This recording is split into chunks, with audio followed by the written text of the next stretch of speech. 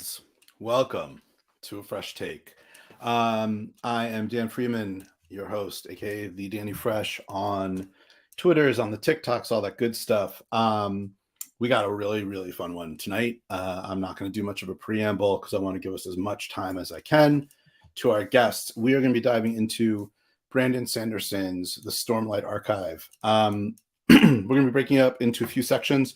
So if you haven't read the books yet, you're going to be safe for the first 10, 15 minutes or so. And then I will give everybody ample warning to get out of here if they don't want spoilers. In the middle section, we're going to try to limit the conversation to the first couple of books. So if you've only gotten that far, you can hang there as well. But I'll try to give us kind of checkpoints along the way so things don't get spoiled. And we're also going to be talking about the series handling of mental health and the way that sort of mental illness and trauma plays critical roles in the series. So I'll give some warnings before we get into that as well. That being said, I'm going to bring in our guest panel here. Welcome, Jamie, Ashley, and Jacob. Hello, everybody, and welcome. And thank you for being here tonight. Hello. Just quick introduction of who you are and where people can find you in the world if you so desire to be found. Jamie, why don't you lead off there? Sure. I am Jamie Green. I'm a freelance writer and editor. I have a book coming out about a year from now. It's called The Possibility of Life. I'm holding all of the Brandon Sanderson titles in my head. And so I was like, it's called The Power of the Way of, it's called The Possibility of Life, which does almost sound like it could be a Brandon Sanderson book. And it's about, it's nonfiction about how we imagine alien life in science and in science fiction. So that'll be out a literal year from now. But people can find me on Twitter and on Instagram or Tiny Letter at Jamie Elise, which is spelled in all sorts of weird ways. So I assume there's just a link somewhere. Yeah, in the show notes, for those of you watching live, they're not there, but in the actually her about section should be, but in the show notes when we're done, I'm going to update it with more direct links to everything. So if you're watching on the replay, it'll be there. Ashley, as your fans have already shown up, tell us a little bit about yourself and where we can find you. Okay. Hi, everybody. My name is Ashley. I go by Stormlight Memes on Twitter, on Instagram, and more prominently on the TikToks. So I'm very heavily involved in TikTok. Second is you'll see me post on Instagram fairly frequently. And then every once in a while, I'll remember that Twitter exists. So I do not have a book coming out, but I do like to, we'll see. But I make funny videos, and I am a mom, and I work full time. So that's me. Right on. Jacob? Cool. Jacob? You guys sound so cool. Want to read your book, Jamie? Want to see your TikToks? I think I did see Dan sent me one. I've sent you a bunch. They're very amusing. When I was wooing you to the series, I would use Ashley's memes. Me, I am Jacob. Hello, and I am a therapist, and that's so. I don't necessarily want you to find me somewhere online. That's all right. You can find me in my office. I work at Ithaca College Counseling Center, actually. I work with college students, and I got into this because I really, Dan introduced me to the Stormlight Archive, and I've known Danny since we were in third grade. So that's how I'm here. And a little fun connection there.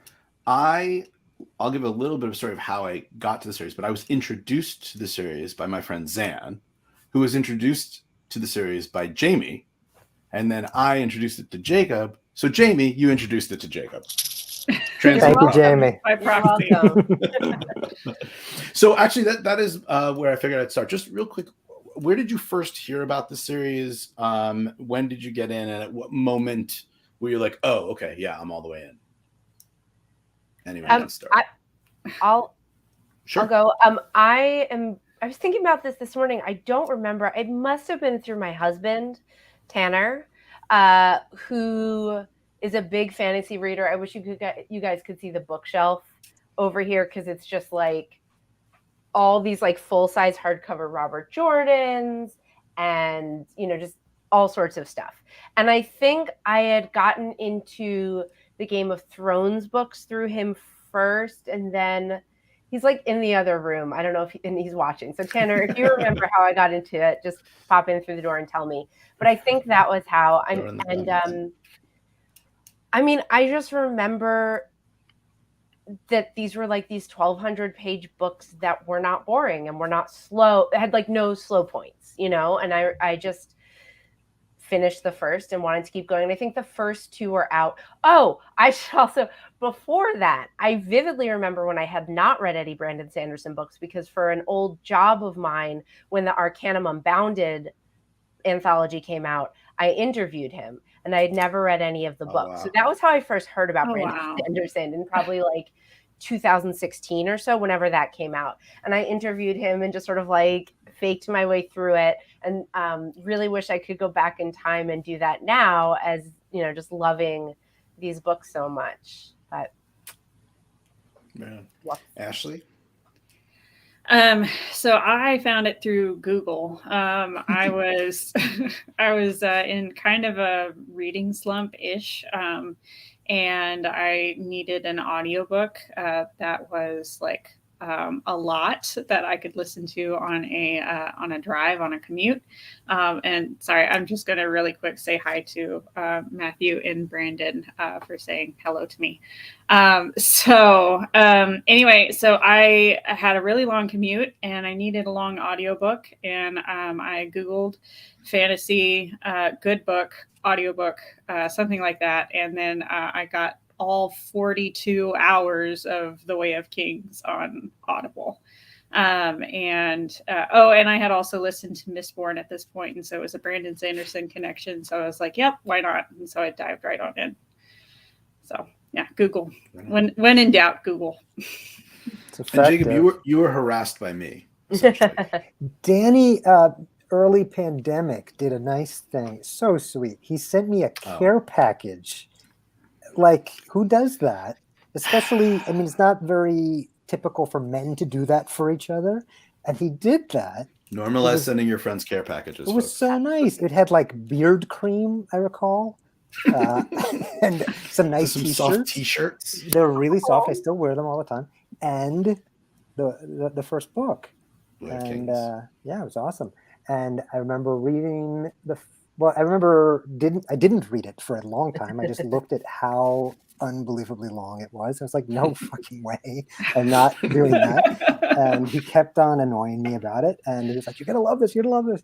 And finally I broke down after, kind of a reading slump. And first chapter, I was just hooked, right? Dalinar like jumps really high using his cool armor. And I was like, no, this is cool. Okay. There we go. Dalinars jumps. It sells everybody. That's actually all we're talking about. The next hour is just a discussion about Dalinar's jumping abilities. That's right. You thought it was mental health. It is all jumps. That's how I hooked you. Mental health is all about jumping high. So I read a ton of fantasy and sci-fi growing up, primarily fantasy, but both quite a bit. And it had just kind of fallen away. There was really nothing modern that had grabbed me. I think since like the Dragonlance books when I was a kid, and then Ursula Le Guin died, and I went back and read the Earthsea books, and it re-sparked that for me. And then I went to visit Jacob actually, and he gave me the Patrick Rothfuss, the Name of the Wind, and so then I devoured that, and then it was like full back in. And I was going to be doing a ton of traveling for work for a while, and I knew I was going to be on a lot of planes and in a lot of hotel rooms, and I needed some good reading material. And I hit up Zan and another other friend of mine, Katie Poole, and who might be watching out there. But and I asked for fantasy recs, and Zan, I think her exact phrase was, "The Brandon Sanderson series is very, very engaging." I think is exactly what she said. I was like, oh, I'll give it a shot. And it was very, very engaging. And that is, I mean, and that between, and then from work straight into the pandemic, and I plowed through them, and here we are. And then I got on TikTok during that same time and was blown away generally by how many people are passionate about this and this series, and in a way that I'm not sure I've seen. And it's a little bit hard to tell like how much of that at this point is like a self-curated situation and how much it is generally the case. But certainly, Ashley, your account, but there's a lot of other people doing it too. When did it become this sort of phenomenon in your mind, or when did you start seeing sort of the proliferation of everyone telling everyone to read it, the memes, the videos, etc.? What's the sort of timeline for that for you? For me specifically? Yeah, or I mean, is it something that, when did you go like, I need to create this account, and or was it, were you seeing other people doing it at that point? No, that is actually why I created it, is that I had just gone through a reread of the whole series. Rhythm of War came out, and what I had done ever since Oathbringer was anytime a new book came out, I reread from the beginning just to get context, because something new always popped up, something new was revealed through rereads. And so I had just gone through my reread of the whole series after Rhythm of War. And so it was fresh in my brain. Every scene, every character, every exciting moment. And I was going through TikTok because I'm a millennial and that's what we do. And all of these sounds, all of these memes I would come across, and I would go, this fits exactly this thing that I just read. And I wasn't seeing very many at all Brandon Sanderson content. I actually, I would look into Book Talk, and most of the Brandon Sanderson, Way of Kings, Mistborn, all of that were book reviews. And very few, I think I saw one meme, and it was like, it was really funny. It was a guy who was like, he did the the scene with Zeth, and he had like lightning in his eyes kind of thing, and I thought it was cool and it was fun, but that was it. And so I created the account thinking that it was just going to be like in this little vacuumous space. I did not expect a whole lot of people to care, and I remember like week 2 of posting, I made this video that was to this goofy dance, and it was Zeth like walking on the ceiling what to like these unsuspecting guards, and that video blew up. And I say blew up, it did not get like millions of views, but it did get me like 2,000 followers, like just from the one video. And that's the comments, well, I mean, it was blowing up. Relative. Yeah. And so the comments, especially like if I go back to that video and I go to all the comments, so like 98% of them are saying Stormlight talk exists, Sanderson talk, Cosmere talk, and so it kind of became this interesting effect, because there were people who also commented saying, I thought I was the only one making these videos. And then I would go to their page, and sure enough, they were making some memes, but it wasn't getting a whole lot of attention on the For You page. And so I see people now, whenever I see anybody post anything Brandon Sanderson related, I follow them. I like their video because I love that community. I think it's really fun, and there's just so much passion around it. So. So let's talk about the appeals of the series and why. I think there is consensus here that obviously the handling of mental health, and I think we'll get there. Outside of that and its relationship to the characters, what are sort of the key things and why the series you think responds with you or with the public? I mean, a big thing for me, and I also like grew up reading sci-fi and fantasy, and then lost track of that somewhat into adulthood, and so there is something just like so satisfying about a really long, really engrossing book where it really taps into that, what it felt like to read books when I was 14, 15 years old, just like losing myself in it.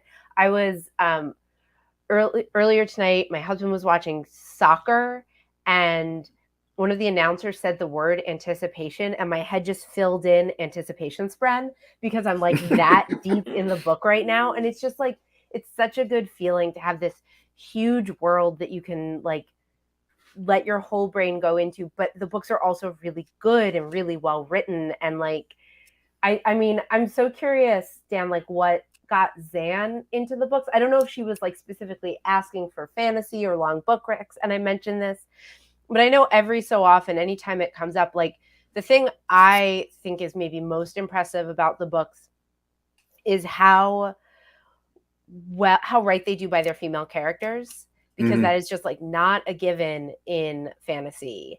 And especially in like books 2 and 3, when they really are just, especially like Shallan, she's just like such a full person, and there's this entire romance subplot, like, and it's the love triangle. Sorry, are we spoiler safe? Well, I will say I can speak more vaguely. Yeah, like, let's speak vaguely for a little bit, but I don't think it's are, a huge. If you pay It's attention, already been touched sure. upon. Okay. Yeah.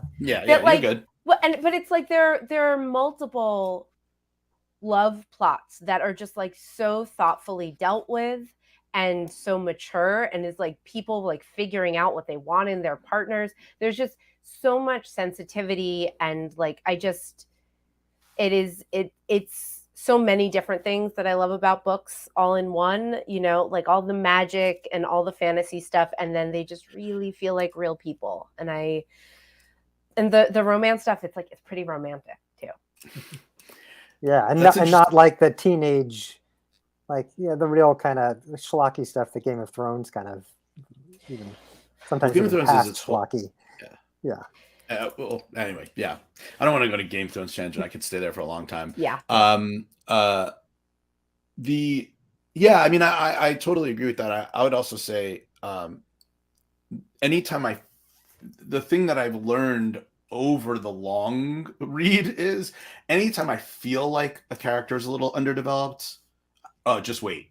But you know what I mean? I mean, that's one of the things that, like, at some point you get into the sense of like, oh, I'm in really good hands. Because like when you think something's going to hang in a certain way that you're uncomfortable with or just isn't quite delivering, there's plans for that. I'm really kind of blown away by the level of planning that Sanderson's able to do in like long arcs. And, you know, I'm a sucker for deep world building. So that's what got me first.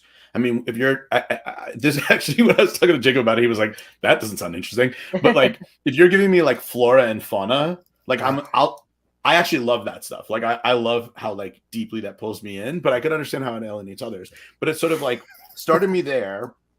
And then the magic system is so kind of, he really seems to start with, it feels very much at the center. And then that was enough to get me going. And then you start getting these rich characters, their relationships, the complications of it. And it just keeps kind of expanding out in intriguing ways. Yeah, I also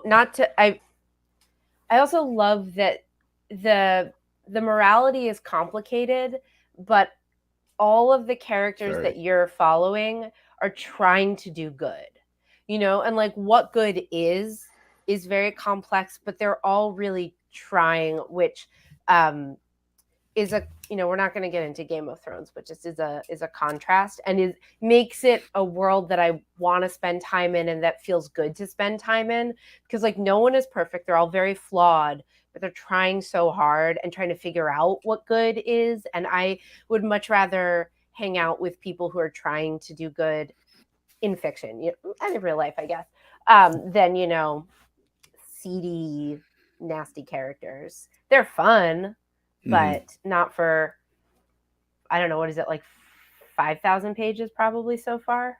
Right. Yeah, and kind of to add to that, something that's surprising is that some of the characters, like it's very obvious when you're following main characters who somebody had mentioned in a recent conversation that it's like Kaladin obviously has like a true north. He, you know, he embodies the concept of honor and honesty, and that's a guiding force for him.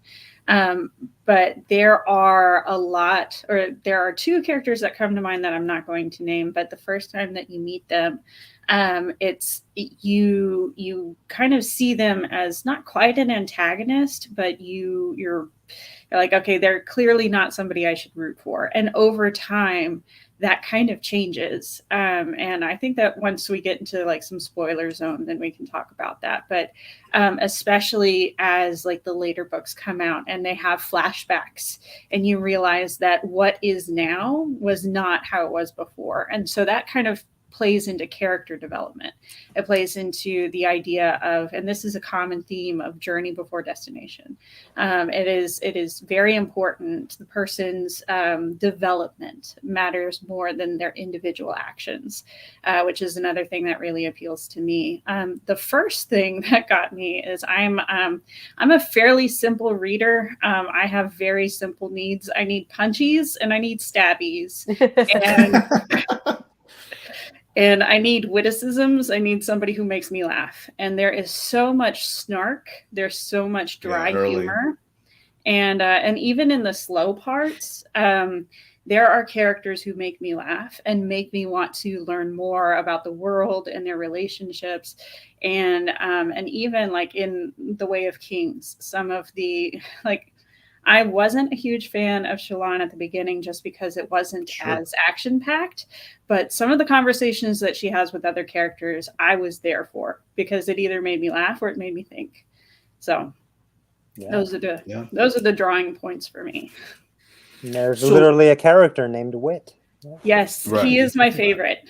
Well, one of my favorites. Okay. He feels Sometimes ripped right out of Shakespeare. Feels very King Lear's fool. Yeah. Has anyone, sorry, just real quick, has anybody read the Farseer trilogy by Robin Hobb? Okay.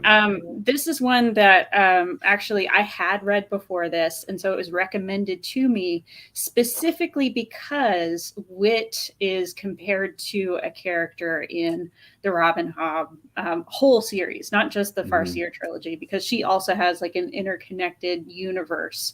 And Brandon Sanderson recommends her as somebody to read. Yeah, exactly. I mean, Wit is an archetype. It's just Sanderson does his spin on it, right? I mean, I think that idea straight up, nuncle, and all that stuff straight out of Shakespeare. But I think in general that it is supposed to be instantly familiar and very early on, and maybe we'll segue in a minute here, and very early on, both unsettling, right? So it's familiar and unsettling till you get to know more. I think that's really purposeful.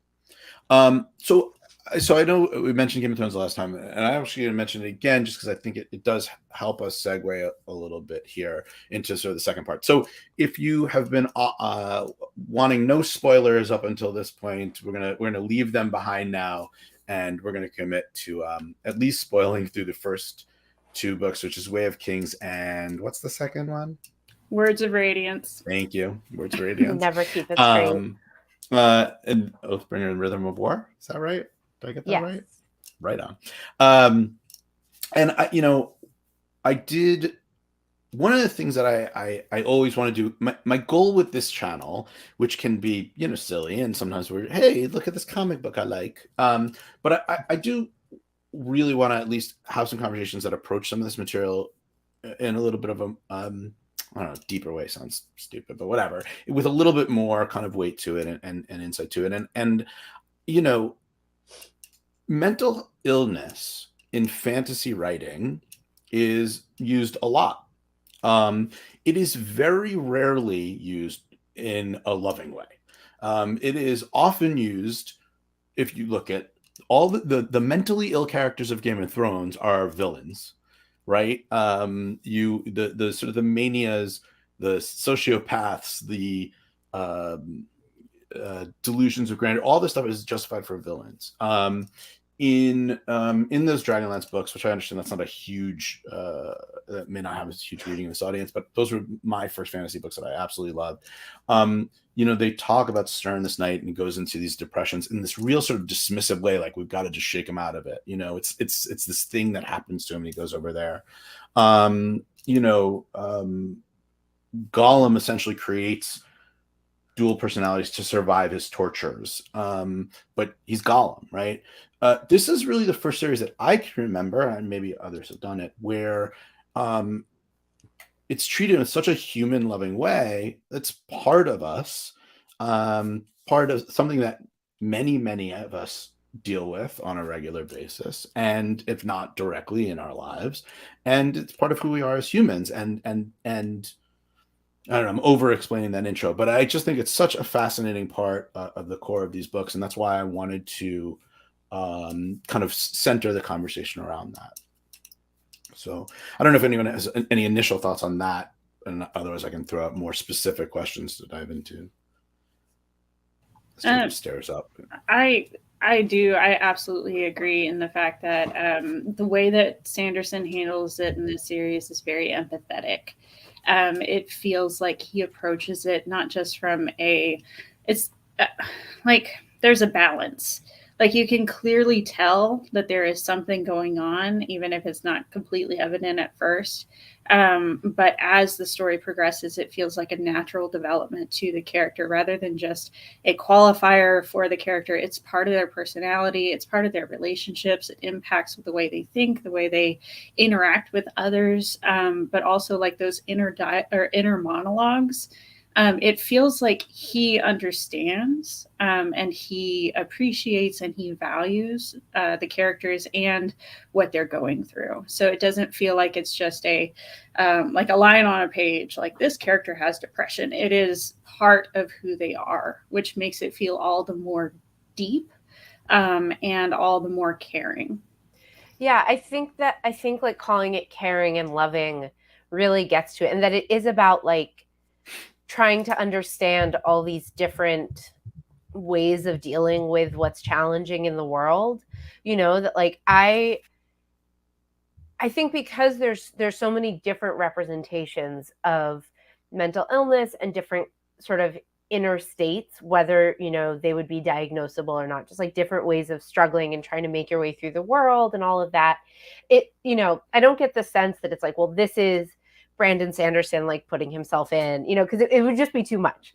Like they're too different. It would cancel out, you know, like no one person could behave and think in all those different ways. It really feels like his way of trying to understand different kinds of people, and in like writing caringly and lovingly through, like imagining his way into all of these different mindsets and all these different kinds of pains and sufferings. It's like so empathetic and generous that it's just like, you know, how can I imagine being like this and being loving and lovable and loved? And so much of it is also just about so many different characters not thinking they're worthy of love, not thinking they can be loved because Absolutely. of either what they've done or how they are. It's just so much empathy and love for all the characters. Yeah, that sense of unworthiness is a real dominant theme. I mean, it's a real uniting theme for a lot of these characters who are constantly convincing themselves why they don't deserve to have something. And Jacob, I'm going to throw this to you, often because they set themselves incredibly unrealistic standards of what success means. And Kaladin's essentially at some point literally says, I'm not going to let anyone die. Yeah. That's my threshold. So it's a promise to fail at that, right? Yeah, totally unrealistic. And he's fighting in wars, so yeah, I'm not going to let anybody die, even though I'm, you know, leading this crew. And yeah, I mean, all the time we talk about when working on depression, these kind of like black or white thinking, and how that can really set us up for really struggling when we're like, you know, either, you know, I'm garbage if I've let anybody die, or, you know, the only thing is possible if everybody survives everything, you know. And when we don't have an ability to kind of have some flexibility, it can really lead to some anguish. I agree with you all that Sanderson, like his approach to this is so, I see it every day with people struggling with this, is, you know, when we have this kind of like black or white thing, it's so easy to just spiral down.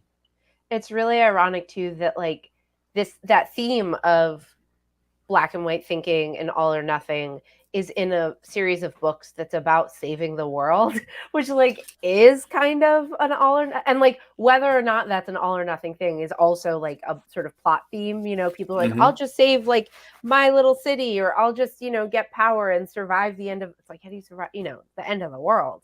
But you know, that's sort of a really interesting tension, that like you can't be all or nothing. You can't be a perfectionist and survive and like be mentally healthy and okay, but also you're literally trying to save the world. That juxtaposition of like the huge epic cosmic stuff and the little human stuff is really interesting.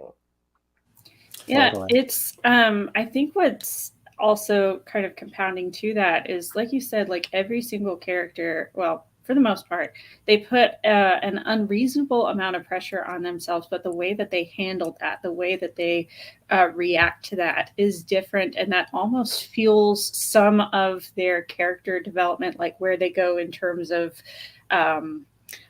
I don't know if this is necessarily a spoiler. It does go in. It's in Words of Radiance. So the orders of the Knights Radiant that they fall into. So Kaladin, obviously, he responds to the pressure by fighting, by retaining his honor, by saving people, by protecting people. Shallan responds to the pressure of her family and their financial stability, their future, by conning the most powerful woman in the world. So she resorts to lies and trickery. And then you have, like, I know that it's not necessarily Knight Radiant related, but Adolin does have a lot of pressure on him from his father's expectations of who he's going to become, the pressure of being the older brother, of being everybody's expectations on him as this fantastic fighter and duelist. And so the way that everybody, and even Elhokar, he has an insane amount of pressure on him as being somebody who is forced to rule well before he's ready for it.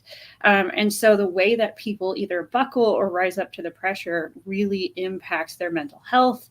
It impacts their character development, and it also impacts how we perceive them. I would add too, particularly with Shallan, and this is true of a number of characters, but because of the Lightweaver and that specific power set, you know, it's not just lying, it's complete suppression to the point of like forgetting her own history because the trauma is so painful it has to go away. And that's a theme that hits a lot of our characters, to the point where multiple characters we know have Dalinar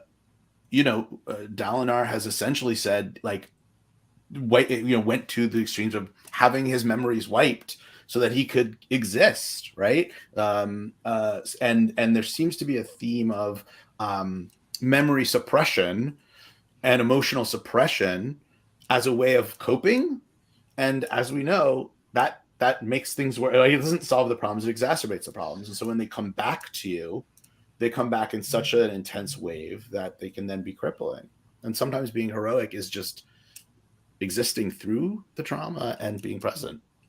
Well, I will say that oftentimes folks have to, as a way of surviving the hardest times, have to shut down parts, have to dissociate, have to,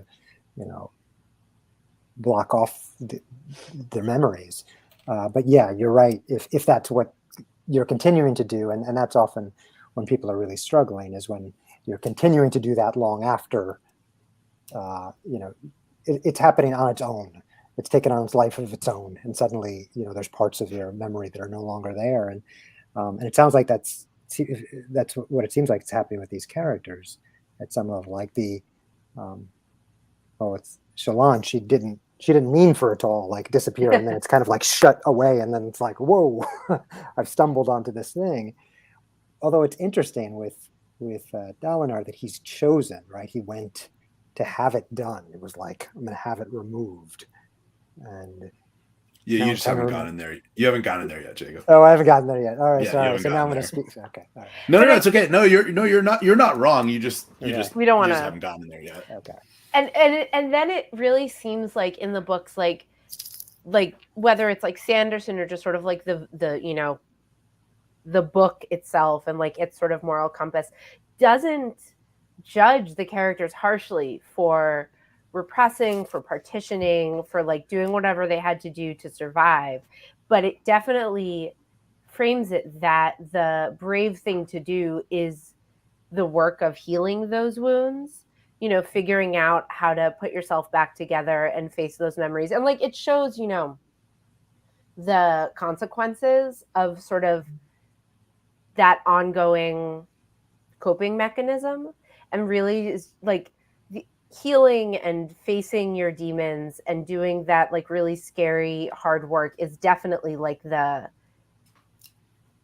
noble or like, you know, on the good path. I don't know, the book, like there's so many examples of people facing that stuff, and that's just like no one is judged for having the problems. And what it's the same with like the portrayal of addiction, which I think was the first thing that came up where I was like, these books are very generous and empathetic, you know. Very. And I think that became a noticeable theme before the mental health stuff became so Nikki just said in the comments, this is a hard discussion to have with Oathbringer off limits. And it's true, especially because I don't remember what happened in what book.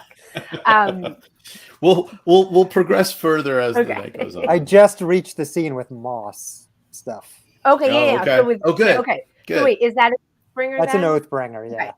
So I'll hold on. You're like a third of the way through Oathbringer, Jacob, is that? Yeah. And I'm a third of the way through Rhythm of War. So we've got like good markers there. But that was sort of like I mean, just dealing with addiction in a compassionate way, like showing how it, you know, showing it sort of clearly and like the ways that it can be harmful to yourself, to other people, but there's no blame, there's no judgment.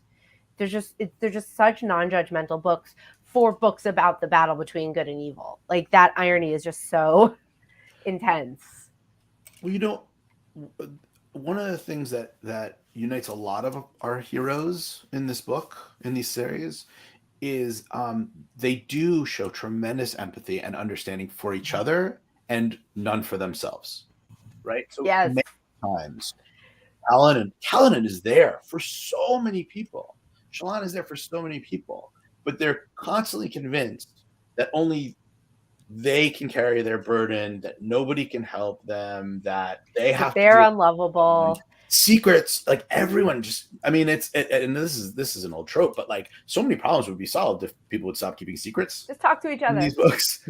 But that's a typical thing, right, Jacob? That we have to. There's a shame to it. There's an unworthiness to it that we hold, and we don't allow our burdens to be shared, even if we're willing to offer that same understanding to others to help them.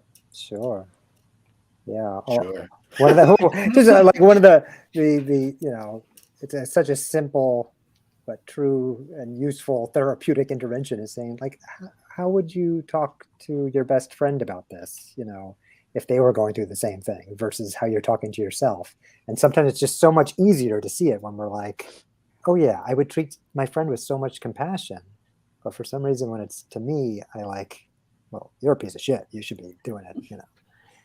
But yeah, that happens for so many of us. Yeah, I can't remember which part it is. I want to say it's in The Way of Kings, and it's right after Kaladin was essentially a weather vane for an entire scene where they tethered him to a rooftop and hung him out to dry. One of the things that I remember very vividly is he was up and around. He was walking around because he was healed by the stormlight and everything. And I think it was Teft who said essentially, like, son, why don't you go sit down? And he was like, but I can't. I have to be up with my men. And Teft looked him dead in the eye and said, what would you say if it was one of your men doing this? And then Kaladin was like, I'd tell him to go sit down or whatever. However he said it in his very masculine way. And it was like, one, I just love how Teft in that scene and in continuous scenes, he keeps coming back and giving Kaladin that reality check. And one, because Teft, it kind of hints at him having been through battle and war and having seen this before. And it's almost like he's saying, like, don't do the same things I did. Don't shoulder that burden. Sit down, take the rest that you need to. Nikki said, pretty sure a similar thing happened with his leg at the end of Words of Radiance. Yes, when his leg was a disaster zone because he lost his powers and everything. And he was trying to follow the army as they were exploring the Shattered Plains. And he didn't want to stay back, but he really needed to. And it's what's interesting with the Way of Kings and really the rest of the Stormlight Archive is that dichotomy of physical pressure and mental and emotional pressure, because there's so much physical exertion through fighting, through battles, through just trials and tribulations, but there's also the internal struggles that they're going through, and it kind of mirrors each other. And so as much as Kaladin needed to heal physically, he also needed to heal mentally and emotionally. Sometimes he did, and sometimes he didn't. Now, was Teft also the one who's struggling with addiction later on? Yep. Yeah. That's so touching that he's the one that, like, it's so much of that like you're, and it like really like, you know, gets to the need for this sort of community among like many people where it's like, if they can't give themselves that compassion, like Teft can give Kaladin that perspective, and you know, like everyone, but he needs Kaladin to give it to him and other people, and it's just, you know, you need, you know, no one person is meant to be. Everyone needs support in this world. It's also, you know, just a really beautiful portrait of people, no one being, you know, a solitary hero. Like, even, you know, I keep almost. I just fell in love with this book so much more. That's wow. I know, it does that. Teft is just, I love him so much. Great. But and just to make such a lovable, wise, caring character be the one who's struggling with addiction. It's just, I mean, it's realistic, but it's avoiding all of those, you know, easy tropes where a mental health struggle is like a signal about a character, but in all of these cases, it just complicates the character more. Well, you know, the rise of popularity of this series, at least this might be my own journey being projected on everyone, but I think the rise of popularity really kind of like jumping during the pandemic. I think so many people come on board, and we've talked about this before, but you know, for all the many crises that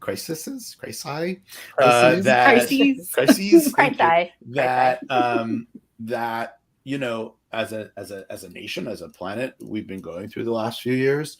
A mental health crisis is the one that is not really talked about a lot. And of course, we're dealing with a mental health crisis. We're all stressed out of our minds. We're bewildered. Marking points that we used to take as absolutes and certainty are fractured and frayed. And so applying that to these characters in the books, of course, like, first of all, as someone who lives in Portland, like literally it rains all the time in this world. You never know when you're gonna have to literally like run from storms, right? And hide. The rules of the world, you know, are changing. Class conflict, racial conflict, you know, the magics and the realities. Like, it's an extremely stressful and fraught world. The idea that there wouldn't be mental illness permeating through these people is an unrealistic one in the context of the world that he's created. Yeah, but I mean, there are so many books about heroes where it is totally unrealistic, you know, that if someone is a hero, they're a hero, and if someone is good, they're good, and if they're bad, they're bad, and, you know, if they have a mission to save the world, they go and do it. And this is just, I think it goes back to that idea too of like the journey versus the destination, that like it's all this sort of like ongoing process of being a person. And like, these are adults, but you know, some of them are like middle-aged and they're still figuring out who they are and like how to be in the world, and still changing, and still, you know, the whole thing with like Dalinar, where when he like meets people who, you know, have heard of him or fought him I don't know, 10 years ago, whenever those big wars were happening in the backstory, like they think he's a bloodthirsty maniac. And he is like, I was, and that's me, but that's not who I am anymore. Just the idea that like people can change. I mean, it's so basic, but it's so complex too. I have to also say, as a reader reading Dalinar, when you first see how bloodthirsty he was, I had a really hard time reading that because it was very uncomfortable, to see that side of him, somebody that, you'd really kind of grown to connect with. And yeah. I do find the Arc of Dalinar, the change, the hardest thing for me to reconcile in the book. I'm putting a little bit of a trust in the sort of long arc of it all, but at this point of the reading, I think most of the cards have been played as far as his backstory, and I do find it a little bit hard to reconcile where he is and where he is now. But then it's almost like Sanderson. It's almost like Sanderson is asking the reader to do with Dalinar what we're asking characters like Shallan to do with their own past, that we're shown these two irreconcilable aspects of this one character. We first meet this sort of like, wise, fatherly, like, he's not perfect, but he's good. And then we start seeing how he used to just not be good. And there are some like supernatural metaphysical reasons for that. But he also made some real choices, some real bad choices, and his values were wrong. And so like the books are saying like, is he still worthy of love? Is he forgivable? Can you integrate him as like one character and one person? Like that's a lot of that's like the narrative version of the mental health work that like we see that some of these other characters have to do. Yeah, we definitely do get the benefit of meeting Dalinar in his current state and getting 2 books worth of good Dalinar. Like really loving him. Good Daddy Dalinar. I am uncomfortable with that moniker. I'm very comfortable with that. But like just alliteration. It's yep. So I think the fun and not really fun, but like the benefit that we get is that we do see like how he is and how he's perceived. And Nikki just said Dalinar, and that hurts me deep to my soul. That's who it is from now on. Sorry, you'll never escape. And so the benefit that we get of seeing him in those first 2 books, of him having come into his own, and we get little drops, little nuggets of what he used to be like, and people like calling him the Blackthorn, but with both reverence and disgust into like his past. And so we see a little bit of that, but most of the time we're like, no, this is like our general. This is an upstanding guy. This is the guy we need to follow. And then to go suddenly so quickly into Oathbringer and see what he used to be, like this absolute 180 perspective of who he used to be. It's very jarring because we've gotten to know him, but that also kind of turns it on its head, this concept of what about these characters that we don't like right now? Because we meet them in their lowest place and we meet them when they are absolute garbage. What does that mean for how do we apply that to where they might go? And there are some conversations in the fan community around at least one character about where that's going to go. But it does raise the question for our antagonists. Like, for instance, we could say the same thing about Sadeas. And now Sadeas will never know what might have been. We're pretty sure it wouldn't have been good. But it's characters like that of what they used to be versus what they are now, and what they could become given the right time, the right impacts to their character. And sometimes, like with Dalinar, it might take a very overt external force. And a quick thing on Dalinar, just because, because it relates, is for all his progress and healing, and I think the relation with Navani, who that's my favorite, but has done so much for him in so many ways. He still has a lot to learn as far as having a healthy relationship as a father to his sons. Oh, yeah. Like that is still a place where there's plenty of room for criticism. And I think this is true. I mean, it's really true with Kaladin. It's really true with Shallan. It's very true to life. It's also not linear, right? Like it's not like I'm ill, I got better, right? There is work where we progress and we feel in a good place and we've made certain strides and we've made certain understandings, and then we can backslide as well. And I mean, frankly, that's a massive part of the Kaladin arc, is him making steps forward and walking right up to that, chasm edge again. Yeah, I would be interested because Jacob, you said that you are a mental health professional. Is that right? Mm-hmm. So something that I've seen, and forgive me because I am like not a mental health professional, but something I've seen is like this cyclical nature of either healing, and I think I've seen it in terms of addiction, being like there are steps. There's recognizing that you need help. There's actually getting help. There's like some other step that's like being at rock bottom essentially, and then finding help and moving forward. But then it's like those are never necessarily in a particular order. They can happen at any time. And so the exactly what Danny was saying. Sorry, Danny or Dan? Doesn't matter. Okay. It's all good. You got So both right there. Yeah. Yes, exactly. I was looking at it for confirmation. So, but just like he was saying, it's not like a direct path. It's like, it's messy. It is, there's not necessarily a happy ending because it just continues on. And this is actually one of the criticisms that I hear about Kaladin a lot is, why doesn't he just feel better? Like people saying, like I've heard people say that they can't read Kaladin because he should be better from where he was before. Like, especially in Words of Radiance, like he has gotten out of Bridge 4. He is now in a much better position. He shouldn't be this grumpy.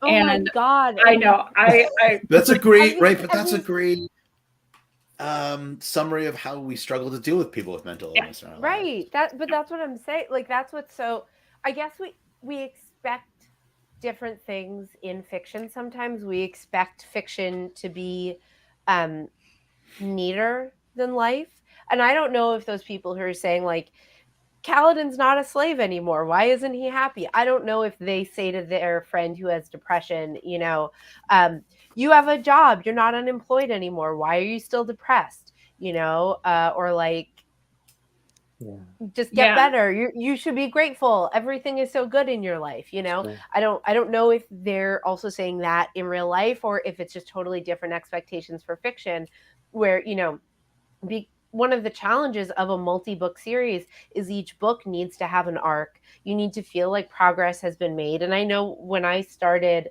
the most recent book, Rhythm of War, there are a couple things, I won't get into spoilers, but like things that feel like they got sort of tied up at the end of the previous book, that when the new book starts, it's like, it's actually still not tied up, which I actually struggled with that a little bit at the beginning.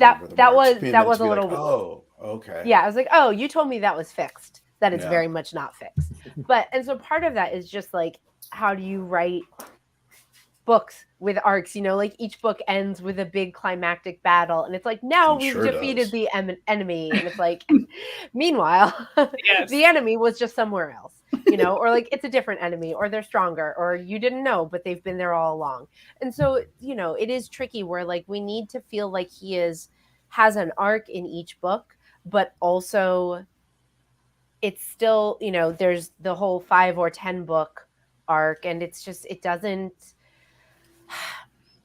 you don't, the circumstances of your daily life don't necessarily determine your mental health. There were people in Bridge 4 who were mentally fine, and there were people who, and I feel like this even was the case for Kaladin a little, like he was mentally better when he was doing all that stuff because he had a job and a mission and like his blinders on. And then once he's safe, he's able to relax and realize and like sort of unclench and be like, oh no, I'm not okay at all. This is what happened. Yeah.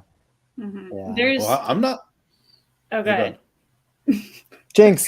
So there's a scene that really makes me think about this, and it is in Words of Radiance when Kaladin is in jail, and he has literally nothing to distract him, and he just bottoms out so hard.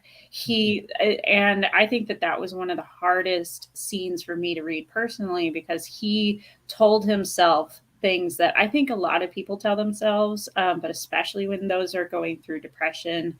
And he started taking every good thing in his life and twisting it in his mind and saying, like, my men are very happy that they don't have to deal with me anymore. They are better off without me. I'll never get out of here, but even if I did, they're not going to be there for me. And then not only were his men there for him, but a ally that he didn't think would even be close to being there for him, Adolin Colin, the yellow retriever, the golden retriever of the whole sweet boy. Yes, our golden boy. He was there, and he had his back 100%. And not only that, but his men. It turned out the whole storming time they were trying to get him out, and so it just. One, the fact that he, as soon as he has no distractions and he's left alone with his own thoughts, it immediately becomes his own enemy. And then two, him coming out of that and immediately seeing that was not the case. It reveals his lies to himself. And I think that scene was incredibly beautifully written, and a very big point where I think that was when I decided that I would get my Bridge 4 tattoo, because it was just so incredibly prominent that sense of community, that sense of do not leave yourself with your own thoughts and make sure that you have somebody to give you the truth. That was very, very big for me. Yeah. It's beautiful. It is so much what this book is about, but also kind of what we were talking about earlier, how much we need each other. Especially during this pandemic time, we literally need each other, and the isolation, how dangerous it can be for everybody, but especially folks who struggle with mental illness. We really do need each other to bounce off some of the crazy ideas that pop up in our heads when we're isolated and alone. Can really go into some dark places. Yeah. I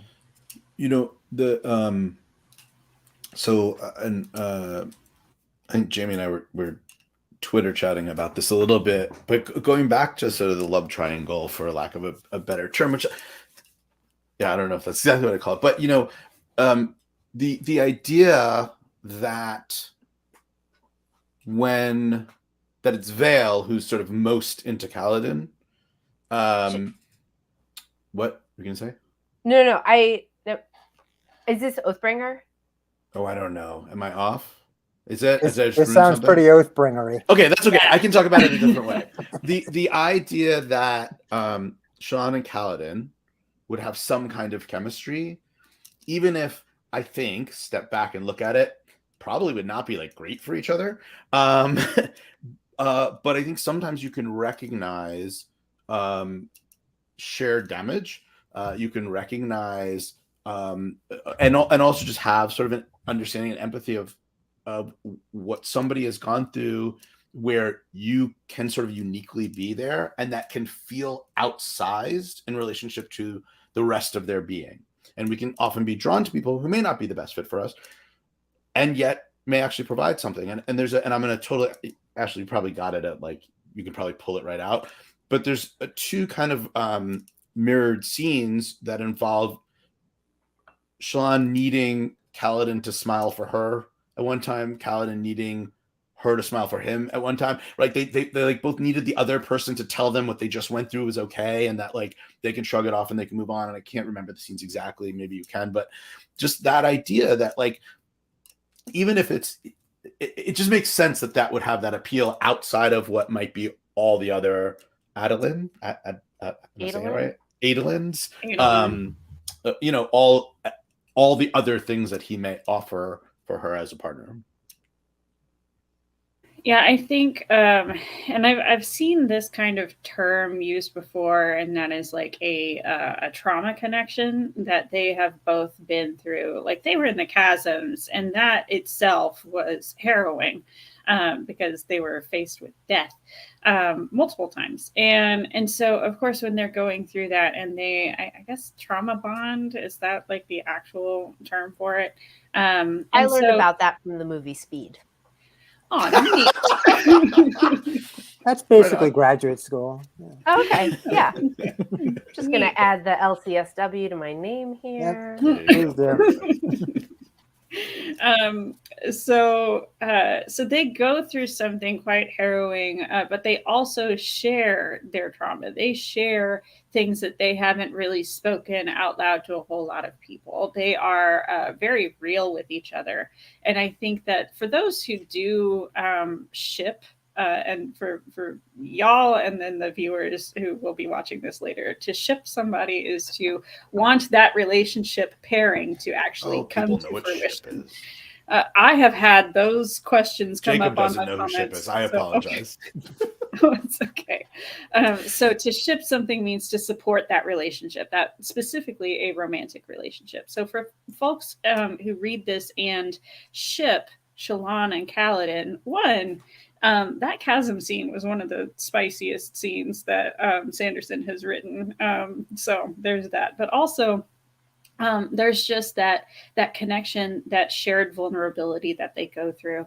But I think the one thing that I was very happy with was that she still, she relies on Adolin for that stability, that support, and she recognizes that is important to her. She still has this connection and this attraction to Kaladin that plays out through their dynamic. And so no spoilies, but how that trio really interact with each other through that those situations. And then also the fact that Adolin is kind of the stable component of that. Kaladin relies on him, and Adolin is there for him and supportive of him, but he's also that way for Shallan.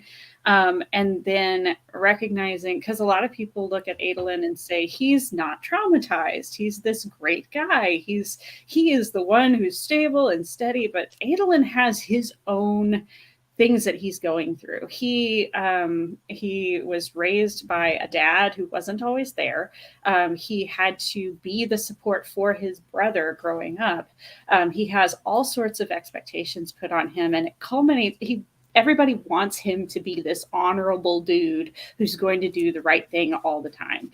And then, of course, at the end of Words of Radiance, you get a stab to the eye. And it just that's something that a good guy wouldn't do. He wouldn't stab the bad guy in a back alley necessarily. We're happy with it. At least I think it's fine. I was yeah, get him.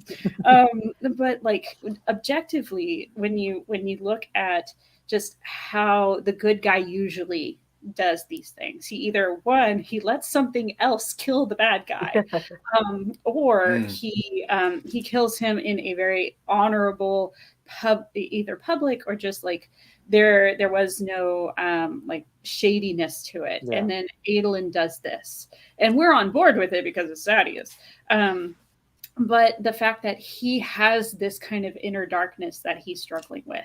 But I think that also gets to the idea that trauma isn't necessarily about the events that happen to you, but it's about what they do to you. Because I do think that he has just as much, or his own kinds of darkness in his past, in his present, his own struggles, but he does handle them with a lot more balance. He is thinking through things and is working through it all, but he is a much more whole and balanced person and is able to sort of work through that stuff in sort of what seems like a healthier way,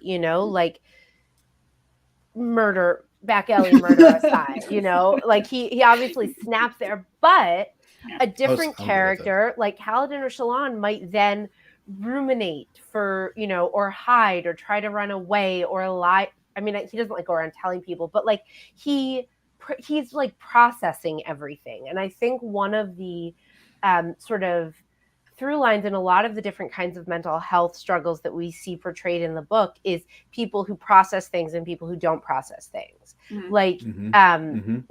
this isn't like a spoiler, but in the beginning of Rhythm of War, we get a little more from Navani's perspective, and she's like more anxious than we might have realized, and that's something that she has dealt with, but she's like, is like functioning and dealing with it and processing it and everything. And it's just, the idea that like a mental illness is a problem if it interferes with how you're living your daily life. Like that way of thinking about like, what's a problem and what's just like how a person is. And I do think that he, for whatever reason, we get to see with him that he is, this like golden retriever himbo, but he does have complexity and he does have pain, but it's just he's managing it in a way that other people right now are not. Interesting. I wonder, and it's going to be hard to kind of tiptoe around this given Oathbringer off limits. But I wonder about the things that he is forced to face and how he reacts to things that are unpleasant. And does he actually lean into those and address them, or does he walk away from them? Does he avoid them completely by just saying that I'm not going to touch that with a 10-foot pole. I'm going to do my own thing. And I don't remember Oathbringer well enough to even know what you're talking about. Yeah, and I have no idea. So maybe we'll table Maybe that we'll wait for till they're when off, we because I'm not talk sure about exactly. Fine. I feel like you could be referring to two different sets of information too. So that's it's my probably problem. both. Yeah. Okay. So no, and I think that I think you're absolutely right that that Adolin tends to roll with the punches. He is faced with obstacles, and then he calls himself an idiot and a storm cursed idiot for getting himself into it. But then he continues to fight. He continues to push on, and then he gives the right amount of gratitude for the people who supported him along the way. And in the Way of Kings, Adolin was not like, I was not a fan of Adolin because he was like this very spoiled prince. Oh yeah, he becomes so much more complex as the books I go think on. that was an in-game tweak. I really do. Oh think yeah. That. Yeah. He was like recalibrate. Just like I don't know. I know Sanderson's very planned out. I'm just saying it feels like it wasn't like new information gave us the shift. It did feel like we had a little shift. I mean, and maybe it's just growth. I honestly think I think you might be right, because one of the biggest ways that his complexity gets communicated is in his point of view stuff when he's thinking about fashion. Because he's a fop, he's a dandy, he like cares too much about clothing, right? But there are scenes where he's like picking out his outfit or observing people and paying attention to the signals in their clothing, and it's very much like here's this thing you thought made him a ditz. It actually is a way that he engages deeply and thoughtfully with the world. And so it does feel like it's like not new information, but it's just it's like just the other side of the coin. It was interesting to me how his relationship with Kaladin really changed, and how he starts really just looking down his nose at him, but then really has quite a soft spot for him. And Kaladin does save his life, literally. Is that how that happened? I mean, that's him and his brother. You know what I mean? Like that does matter. So that's a big part of it. He grabbed him by the scruff of the neck and pulled him out of there. Yeah. I also think that, and this isn't a mental illness as a topic, but there's also a chronology here, right? I mean, a few of these characters are quite young when we meet them, and while they haven't aged substantially, life experience starts ages them. Yeah. Substantially. So particularly with Kaladin, Sean, Adolin, like we're watching them get older, right? They're developing more mature relationships, having more mature reference points. And I think actually that's part of why I think Kaladin maybe takes a little longer to get there, because I think he's still holding on to so much youth, and where he's living still so much in his youth, and hasn't really formed more adult relationships, and still kind of lashes at authority in those ways and things like that. So I think we're seeing some of that.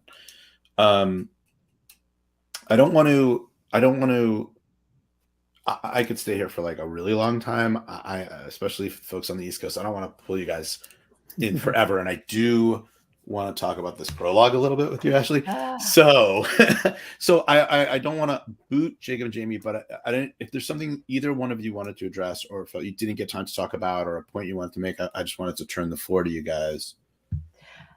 something that I have been realizing during this conversation. So in a past life, as in like 2 or 3 years ago, I used to review romance novels as part of what I did. And I love romance novels. And I love the way that romance is dealt with in these books, mostly just because it's like, it's lovely.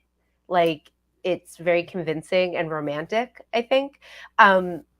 But I've been noticing these, this has nothing to do with mental health really, but it does a little, that I've been noticing these other resonances between the ways this book works and romance tropes.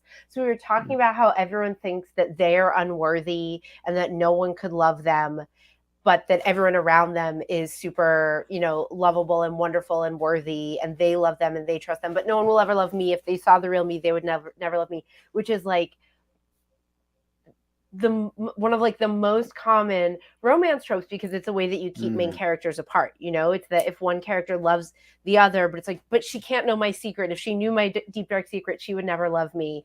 And it's just, it's an interesting, you know, we're talking about it as this really thoughtful, subtle way of portraying mental health and insecurity, and it feels very familiar to a lot of us. And I'm also recognizing it as just this very common and like useful and powerful narrative trope too. Like, it's a real way, in this case, it's not about keeping a romance apart, but just about keeping tension between characters, you know, because if Kaladin and Shallan and everyone, like, it's this, you know, if they shared all their secrets and they told everyone, then it would just be about a war, and that would be very boring.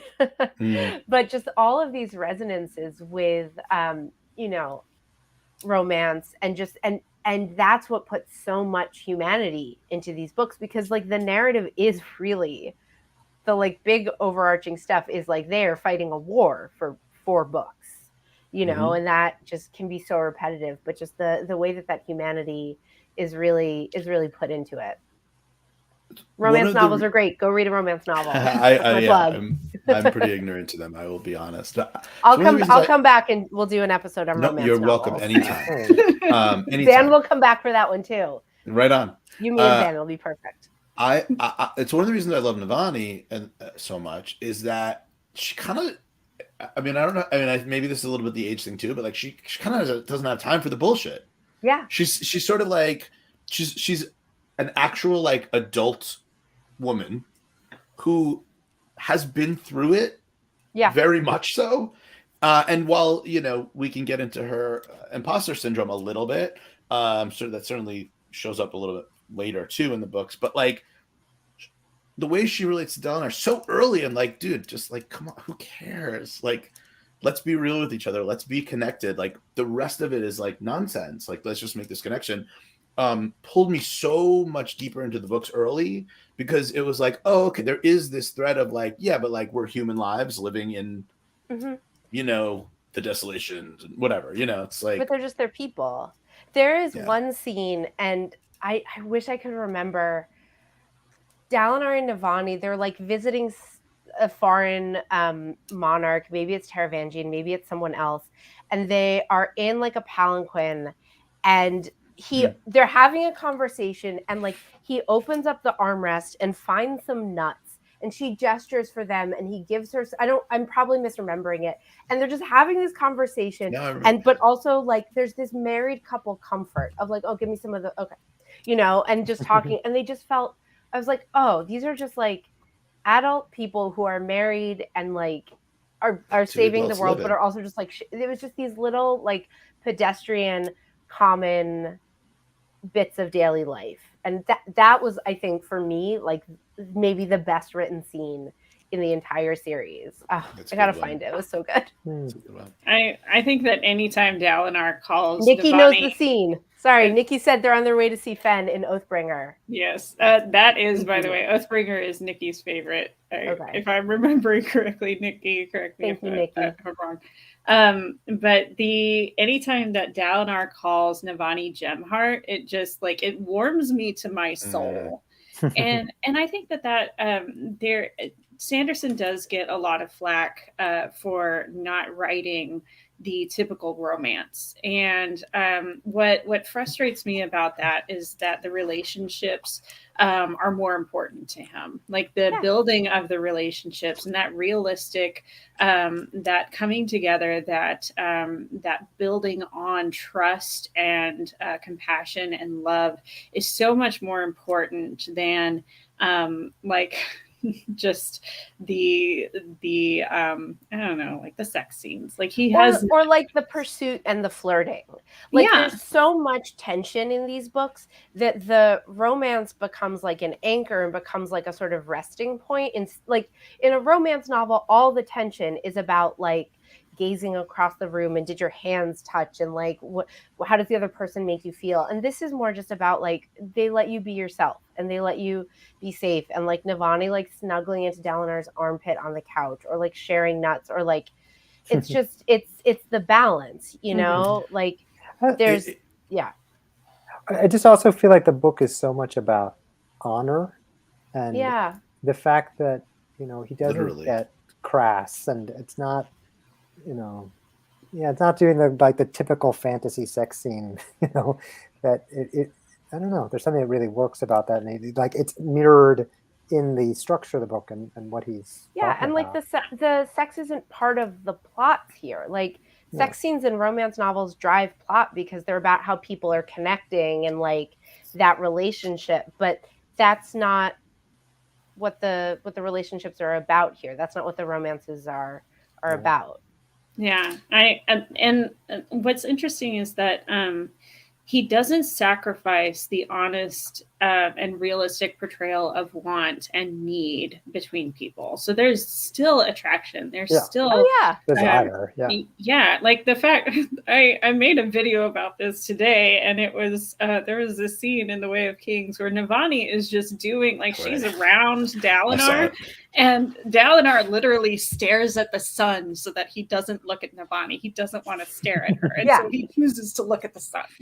And while that's funny, it's also it's realistic for those people who are trying to hide their attraction, to keep themselves from each other for one reason or another. And going back to Jamie's point about just romance novels in general, but also like relationships, so much is held up as a barrier because of shame. Like the shame that we have for ourselves and things that we don't want to lay bare in front of other people keep us from connecting, either from a romantic standpoint or a friendship standpoint. And that's very, very accurately and very poignantly written in these books.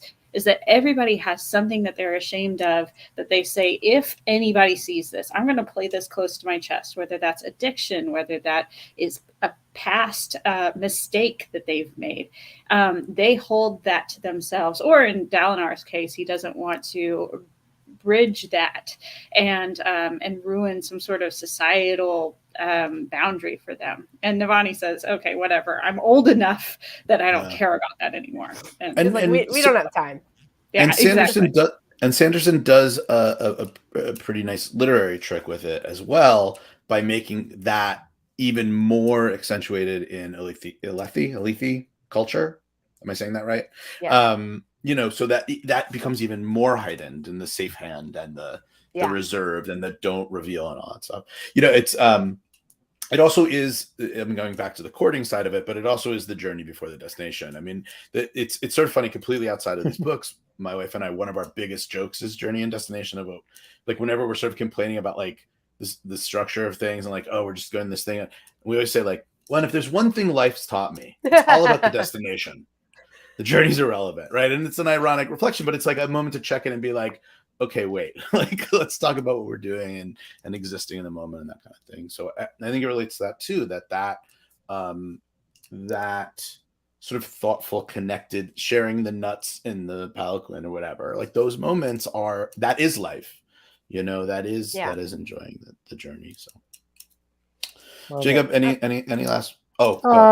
No, I don't want to listen. You can all stay as long as you want. No, I don't want spoilers. I don't want spoilers. I'll stay as long, you know. I know it's already past my bedtime, but I do want to mention something. Dan, you saw this on Twitter because I had said that I was coming here. Oh yeah, please. So, you know, we we've talked a lot about like Kaladin's depression and the way that, which I think is like very clearly what's being portrayed with him, right? And like the ways that he and the way that Shal'an deals with her past trauma and sort of dissociating, and the way that I don't know when it turns into what it becomes, if that's an Oathbringer thing or not. But I like tweeted that I was going to be talking about these books and mental health, and one of my friends responded talking about ADHD. She was like, the number of times that I have wanted to reference these books talking about ADHD, she was like, most people think it's like Syl, but for me, most of the time it's actually like being Taravangian. And I was like, I had not thought about that. I had not thought about that at all. That like Syl is, flitting around. She's noticing this and she's noticing that, and she's like, very easily distracted. But with Taravangian, the idea of good days and bad days, of the hyper focus, which is like totally his thing. Again, I don't remember which book that's in, but and just the way that he just his whole thing, good days and bad days and everything, and just the varying levels of like reserve and of faculties. I was just like, I don't have ADHD, and I'd never even noticed that. So as someone That's who took an fascinating. extra dose of Ritalin to get through this episode, I so it's funny because I do in some ways, but I do associate with Syl of that impulse, and this is interesting, and I want to. But it is true that sort of like the flip of that is when you have moments of hyperfixation. It's a running joke in the ADHD community is like, show me the hobby that you spent every dollar you had, learned every single thing about, became a totally like uber knowledgeable, and then immediately stopped doing it. And like, that's my life. I mean, I obsessively pursue so many, I mean, Jacob, like I obsessively, and it's curiosity based, which I think is a good thing, but like, I like learning all about a thing, and then I know it, and then I stop using that knowledge and I go do something else. So in that way, I do relate to that. Spoilers for Rhythm of War, but like, anyway. Yeah. Well, we can. Yeah, we'll come back. You guys will finish the book. We'll do it. Okay. Jacob, do it I don't. Any last thoughts? Not really. I mean, I love that one thought. I can't remember who said it, but it came up earlier about how this world, the stress of this world, so adds to the mental health conditions. And so much of our conversation in this country, at least over the past 20 years, has been so much about kind of how biology leads to mental health conditions, which there's definitely truth to, and our genetics and all that. But I think this concept of the fancy term is diathesis stress theory, that basically environmental stress can release these kind of genetic predispositions to happen. And I feel like this book does a really wonderful way of showing that. Like you put people in these horrific traumatic experiences. Yeah, Kaladin's going to become horribly depressed, and you kind of, at times kind of a learned helplessness type thing will happen if you keep on treating somebody like this. That's what happens. And it's not just that like you're born with this, and so here's the pill for it necessarily. It's whatever. But what was that, Dan? No, I wanted to say something before you cut out, and it is spoilery, but it's not. I think we can do this. Spoil. No, but this won't. It doesn't, because I won't say why it happens, and then it's not a spoiler. So in the Rhythm of War, at a certain point, Kaladin takes on the role of working with, essentially becomes a mental health counselor for people with shared PTSD and depression.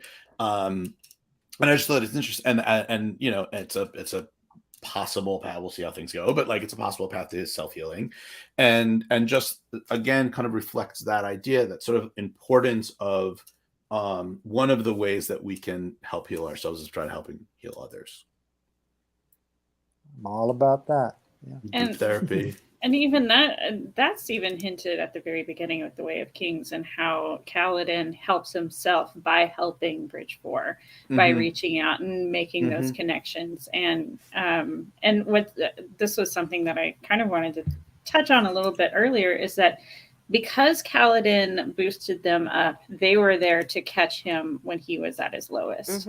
So the campfire soup, stew, and Rock. yes, Rock. rock. The rock, the best. Who doesn't love rock? God bless him. God bless Rock. And even like the fact that he took the Lopen. He brought the Lopen on, and he's one of my favorite characters because he's so dadgum funny. But he even has his own role to play in Bridge 4 in being the levity and bringing some light to that. And if Kaladin hadn't like taken that chance, taken that risk for Bridge 4, for each and every one of those characters, of going through the process of learning each individual person's name at the beginning of all this, like he took that opportunity, he took that on himself, and because of that, they were there for him when he needed them the most. And I think that speaks to the necessity of community when it comes to mental health. I could talk about the Way of Kings all the time. Great. Yeah. Well, Jamie, Jacob, thank you so much for your time. Thank you. Can I stay on for like half a second after Jacob signs off to just tell you guys the thing that I was 100%. The ADHD thing. Okay. 100%. All right. Jacob, you're my rock, buddy. I'll see you later. Mwah, mwah. All right. Bye. Hi, Do well. Jacob. Thanks, I'm gonna boot Jacob. Hey, wait. Give it 1 second. Jacob, you got to sign off because you can still hear us. I'm waiting.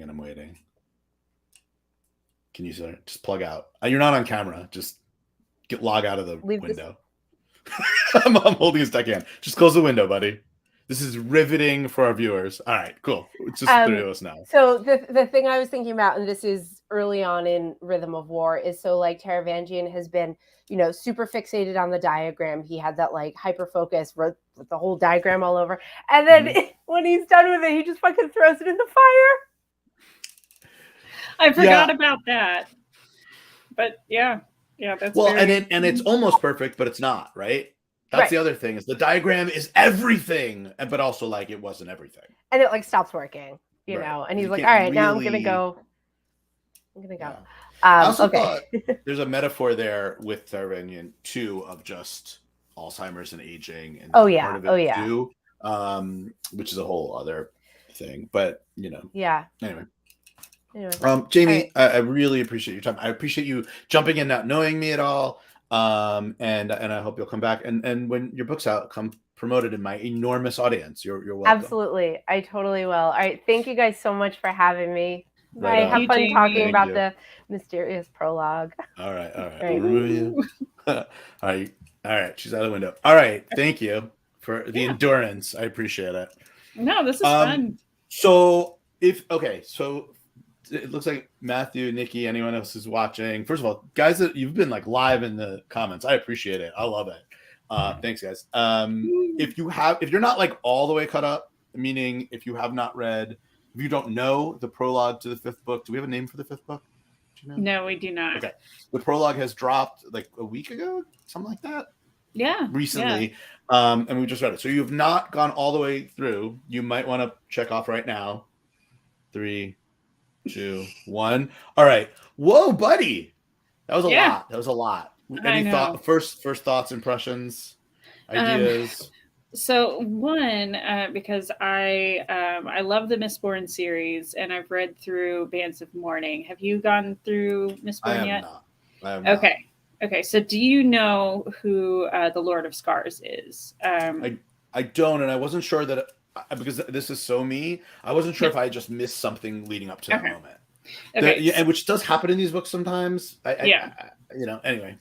Okay, so I'm glad that I know that because there are some things in that prologue that reach to other books. So we have elements of Elantris, we have elements of Mistborn, we have I don't think we have Warbreaker in there. And Hoyd, correct me if I'm wrong. That Hoyd shows up in the other series, correct? He is a tying vessel. Okay, yes. That's literally all I know really about the Cosmere at large. Yes. He definitely there's a whole lot of lore that goes back into the shattering that results Nikki, you are not incorrect. You are Yeah, not. I know. I know. It just gets worse and worse. Yes. Yeah, exactly. Every book that we get further in and we learn a little bit more about Gavilar, we're like, Mhm. oh no. Yeah. So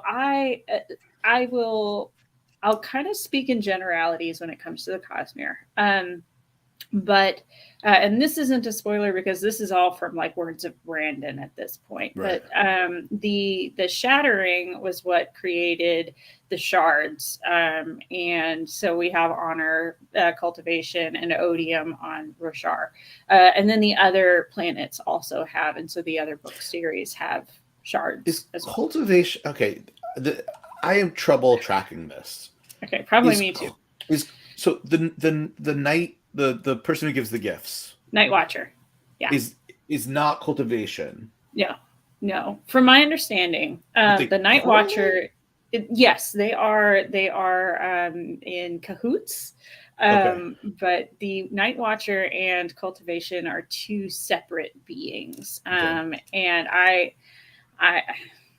we get more explanation about the Night Watcher and cultivation in Oathbringer than we do in pretty much anywhere else. And Right. Oathbringer is like a little bit hazy for me, but I Yeah. do know that they were separate. When Dalinar goes to see the Night Watcher, he first encounters this creature that's, in my head, they're like long-limbed and very angular. Yeah. And then from behind that, like essentially cultivation says, step aside, child, and then goes to talk to him. So they're two separate. The Night Watcher is a splinter of. Yeah, thank you, Matthew. It's hard to anyway. I appreciate that, Matthew. Thank you. Yeah. So they're two different. So the splinter, sorry, the shards. Yeah, and so cultivation, honor, and odium are all on. And actually, that's a good point of saying the splinter, because when honor died, when he was killed, he also had splinters off of himself, and I believe the Stormfather is a splinter of honor. So that is another correlating factor. Night Watcher is the third bondsmith's brand. I'm not gonna lie, like, to everyone watching, I've given over to the idea that I'm never gonna really own all the nuances of it. I'm just gonna like do the ride. But anyway, that's why the Copper Mind exists online, because otherwise I don't know what I would do. I've learned so much about the lore just because I have this dadgum channel and people will drop little things in the comments, and I'm like, prepping for this, I learned so many things I missed. Like, I completely missed stuff with the Parshendi. Yes. Parshman. What's that race? Parshendi. The listeners. The listeners. I completely missed stuff. Like when I was reading up for this, I was like, oh, that happened. I really missed sections. Anyway, sorry. Yeah. No, it's okay. No, it's totally fine. That's one of the reasons why I have to reread the books every time, because I will forget things completely. And I tried to, like, when Rhythm of War came out, I really tried to just do chapter summaries so that I could kind of glean what I needed to before I jumped in, and that proved useless. And so I ended up, like, before I dove into Rhythm of War, I did a full reread of the whole series just so that I could remember what the heck it's talking about. Yeah. So I'm gonna woe is me, I'm gonna have to do that again before the next book comes out. So can I give you a few things that my big takes from that prologue?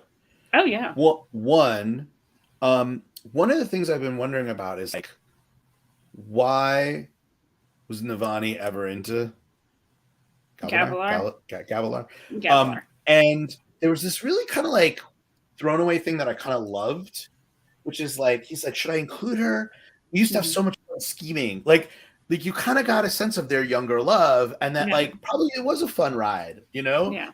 And that like that cleverness that she's brought from the get-go, right? And I was talking a little bit with her imposter syndrome. I kind of love that, like, finally in Rhythm of War, she gets hers, but it's a little like, stop saying like, well, I'm not a real artificer. They're the smart ones. Enough already, Yeah. So I love that, but like, you get it. It's always been there. That sort of real clever mind, that kind of like mischievous fun that she has. So that was one thing that really stood out to me. And then if Stormfather is saying, well, no, not your family, I won't make that mistake again. Yeah. Does that mean so then what is up with his relationship to Dalinar? Does that mean he changed that? Or is it Kaladin, or is it Lift? Which is my out to left field theory. No, that's a really good question. I think that there are different pieces that in just my perspective, I think that the Stormfather changed his mind about Dalinar and saying never your family again, because he even says at one point in that prologue, he says I don't think you see everything there is to see about that man, referring to Dalinar. Yep. Yeah, and so he even sees the potential in Dalinar then. And then remember, like when he bonded Dalinar, when Dalinar bonded him, he was reluctant. The Stormfather did not want this. But Dalinar, through a series of those interactions, he convinced the Stormfather otherwise. And there's even stuff in Rhythm of War. The Stormfather does go to him with the visions earlier on. Like he could have given the visions to someone else. Yeah. And so that's why I think that he changed his mind. I think that he had to give his visions to somebody. And even though he said, I think that the never another of your family, I think that was in reference to the bonding and the relationship. So I might be wrong. And I've only read the prologue once.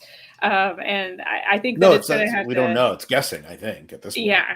A lot of it is just going to have to be throwing darts at a dartboard and seeing what sticks. But I think the other piece is that the Stormfather has proven that he is changeable. Like one of the things that I remember in, I think it was Rhythm of War, when he and Dalinar essentially like soaring through over Roshar, and like he is the storm. Stormfather makes a joke at some point, and Dalinar was like, was that a joke? Was that sarcasm? And Stormfather was like grumpy about it. But it made me think about that and how the Stormfather has kind of changed over time. And they become more human too, right? The longer they, Exactly. And so, and I'm sorry if I get distracted. I'm also looking at the comments. No, sorry. I'm looking at them too. They're popping into both of our. Okay. It's also getting long, and I don't want to take too much more of your time. It's getting late. No, it's totally fine. I appreciate you having me on the stream and everything. So, the other thing that stood out to me was laying the groundwork of how he was already talking to the heralds, but didn't know it. Like he is literally talking to Nail. He is in conversation with the Stormfather. He is talking about becoming a herald himself. Not even didn't know it, dismissed it as a possibility. Yes. Yeah. And so he's an idiot playing with fire and thinking that he's, all that, and he's clearly not.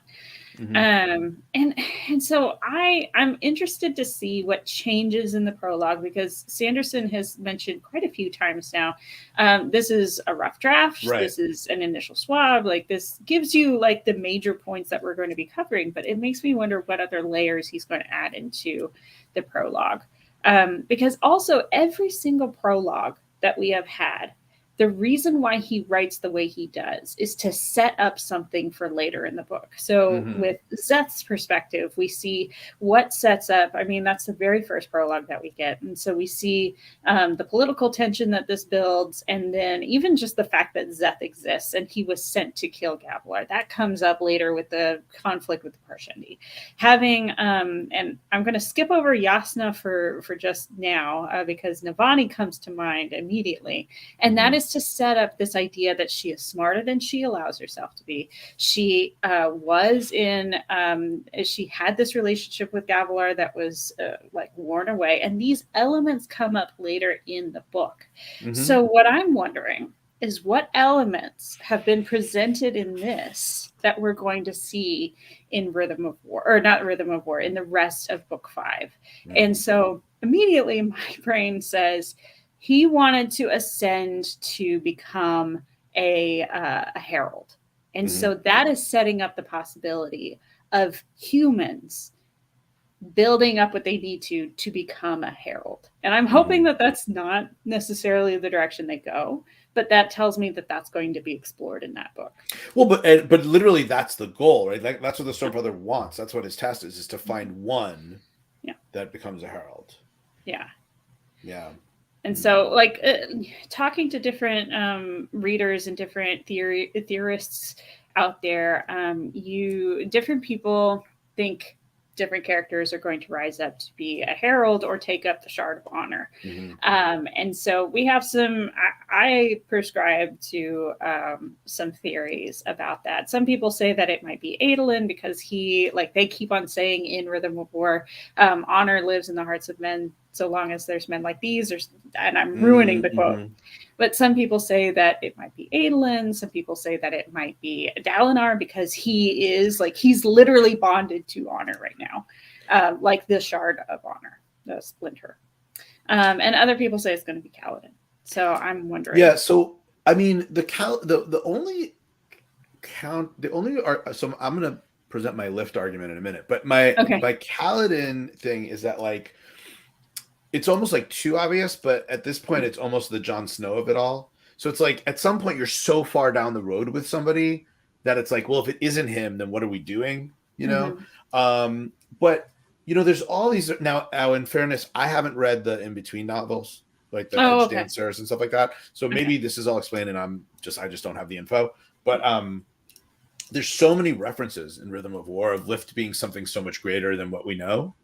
Do you know what I'm talking about? They constantly are referencing that, but like, what is that? You know, and that innocence, that naivete, that her wish to remain, but she's growing, and I don't know, that there's so much there that feels greater than what we know about Lift that I'm fascinated there. No, she's absolutely a wild card. I think that the fact that she was instrumental in Rhythm of War to becoming or to regaining the power over Urithiru. I definitely think that she has been set up to twist expectations. That's something that we see with Lift. We see that with Renarin. We see that with even Taravangian, making plays that we did not expect. And so I will be interested to see what those characters, how they impact the plot of Stormlight 5. Those specific characters, especially, because they don't fit the mold. They don't fit the pattern. And honestly, Adolin too, because he's the only one who has not bonded a Spren. He's not and he does what is thought to be impossible with his sword. I'm going to say all the wrong words, but you know what I'm talking about. He you know, this was dead and removed and can't think and follow and starts bodying this. That is a power sort of outside of what is known to be possible. So yeah, absolutely. We're almost an hour and 45 in. So thank you so much for your time. I really appreciate it. This is great. Let's continue dialogue. We'll talk when we all finish the 5th book. Yes, absolutely. Thank you so much for having me on the show. I really appreciate enjoyed it. Thanks for the great content. I always enjoy it. Of course. All right. Thanks, Danny. Yep. Be well. Right. Bye, everybody. Bye, everybody.